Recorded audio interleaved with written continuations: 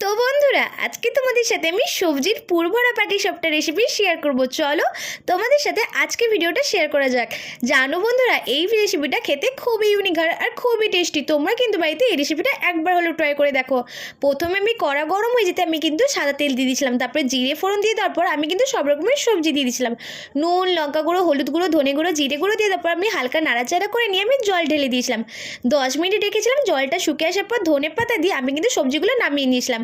প্রথমে আমি বিটটা গ্রেট করে নিয়েছিলাম, বিটের রসটা বের করে নিয়েছি। তারপরে গোবিন্দভোগ চালের বাটা, ময়দা, নুন দিয়ে আর জল দিয়ে আমি কিন্তু পাতলা একটা ব্যাটার করে নিয়েছিলাম। অন্য পাত্রতে 2 চামচ ব্যাটারটা দিয়ে দেওয়ার পর আমি কিন্তু বিটের রসটা মিশিয়ে নিয়েছিলাম। ফ্রাই প্যান গরম হয়ে যেতে সাদা তেল দিয়ে বিটের রসটা কিন্তু আমি গোল গোল করে দিয়ে দিয়েছিলাম। তারপরে দিয়েছিলাম সাদা ব্যাটারটা, দিয়ে আমি সবজির পুর ভরাটা দিয়েছিলাম, দিয়ে আমি রোলের আকারে কিন্তু আমি ভেজে নিয়েছিলাম। That's it. এভাবে কিন্তু আমার পাটিসাপটা রেসিপিটা কিন্তু হয়ে গেছে। তোমাদের যদি আজকে ভিডিওটা ভালো লেগে থাকে অবশ্যই সাবস্ক্রাইব করো। এখনকার জন্য টাটা।